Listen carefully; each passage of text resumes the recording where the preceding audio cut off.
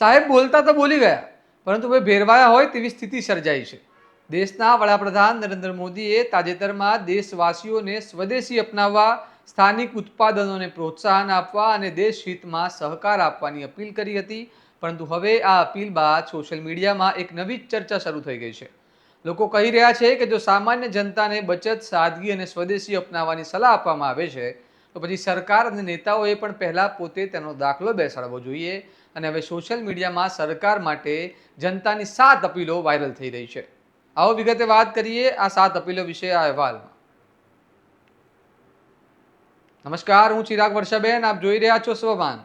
દેશભરમાં સોશિયલ મીડિયામાં હાલ એક નવી ચર્ચાએ જોર પકડ્યું છે, જેમાં લોકો સરકાર અને રાજકીય નેતાઓ માટે સાદગી અને ખર્ચ ઘટાડાની માંગ ઉઠાવી રહ્યા છે.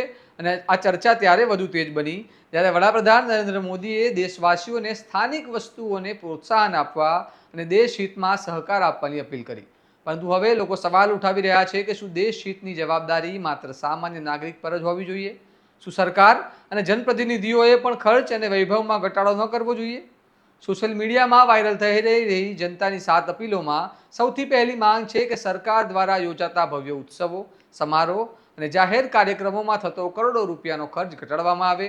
લોકોનું કહેવું છે કે દેશ આર્થિક પડકારોમાંથી પસાર થઈ રહ્યો હોય ત્યારે ફાજલ દેખાવ કરતાં પ્રાથમિક જરૂરિયાતો પર વધુ ધ્યાન આપવું જોઈએ. બીજી અપીલ વીઆઈપી કાફલાઓ અને સુરક્ષા વ્યવસ્થાને ખર્ચને લઈને છે. લોકો માંગ કરી રહ્યા છે કે મોટા કાફલા, બિનજરૂરી વાહનો અને વિશેષ વ્યવસ્થાઓનો ઘટાડો કરવો જોઈએ. ત્રીજી અપીલ સાંસદો અને ધારાસભ્યોના પગાર ભથ્થા અને પેન્શન વ્યવસ્થાની સમીક્ષા અંગે છે. લોકોનું કહેવું છે કે જ્યારે સામાન્ય જનતા મોંઘવારીનો સામનો કરી રહી છે ત્યારે જનપ્રતિનિધિઓ પણ ખર્ચમાં મર્યાદા દાખવવી જોઈએ. ચોથી અપીલ રાજકીય રેલી અને જાહેર સભાઓમાં ભવ્ય ખર્ચ સામે છે.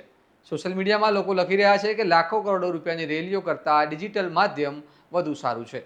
પાંચમી અપીલ ઓનલાઈન ભાષણો અને ડિજિટલ રેલીઓના વધુ પ્રોત્સાહન આપવાની વાત કરવામાં આવી છે. લોકો યાદ અપાવી રહ્યા છે કે કોરોના કાળ દરમિયાન બિનજરૂરી ખર્ચ જેમ ટાળ્યો હતો તેમ અત્યારે પણ ટાળવો જોઈએ. છઠ્ઠી અપીલ વિદેશી પ્રવાસો અને મોટા ડેલિગેશન ખર્ચને લઈને છે. લોકોનું કહેવું છે કે જરૂરી પ્રવાસો સિવાય બિનજરૂરી ખર્ચ ટાળવો જોઈએ. અને સાતમી અપીલ વીઆઈપી કલ્ચર સામે છે. લોકો માંગ કરી રહ્યા છે કે ભવ્ય હોટલો, વિશેષ સુવિધાઓ અને સરકારી ખર્ચના દુરુપયોગ પર નિયંત્રણ લાવવામાં આવે અને નેતાઓ સામાન્ય જીવનશૈલી અપનાવે. આ 7 અપીલોએ હવે સોશિયલ મીડિયામાં ભારે ચર્ચા જગાવી છે. ઘણા લોકો કહી રહ્યા છે કે જો સરકાર સામાન્ય જનતા પાસે સાદગી, બચત અને સ્વદેશી અપનાવવાની અપેક્ષા રાખે છે, તો બીજી જનપ્રતિનિધિઓ અને બીજા લોકોને પણ જે નેતાઓ છે તેમને પહેલાં પોતે દાખલો બેસાડવો જોઈએ. પરંતુ બીજી તરફ લોકોનું માનવું છે કે સરકાર ઘણા ખર્ચો સુરક્ષા, રાજકીય ફરજો અને આંતરરાષ્ટ્રીય સંબંધો માટે જરૂરી હોય છે, તેથી દરેક ખર્ચને માત્ર વૈભવ તરીકે જોવો યોગ્ય નથી. હવે સૌથી મોટો સવાલ એ છે કે શું દેશની રાજનીતિમાં હવે ખરેખર વધુ સાદગી અને ખર્ચ ઘટાડવાની જરૂર છે? શું વીઆઈપી કલ્ચર અને ભવ્ય રાજકીય કાર્યક્રમો પર નિયંત્રણ લાવવાનો સમય આવી ગયો છે? અને શું જનતાનો ગુસ્સો હવે સોશિયલ મીડિયા પરથી વાસ્તવિક રાજકીય ચર્ચામાં બદલાઈ શકે છે? કારણ કે જ્યારે સામાન્ય લોકો મોંઘવારી, બેરોજગારી અને આર્થિક દબાણ વચ્ચે જીવન જીવી રહ્યા હોય ત્યારે સરકાર અને નેતાઓની જીવનશૈલી પણ લોકોની નજરમાં આવી સ્વાભાવિક છે.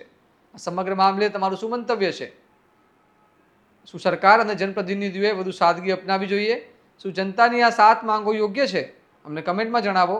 અને આવા જ વિશ્લેષણાત્મક અહેવાલ માટે તમારા સ્વમાનને લાઇક, શેર અને સબસ્ક્રાઇબ કરવાનું ભૂલતા નહીં. નમસ્કાર.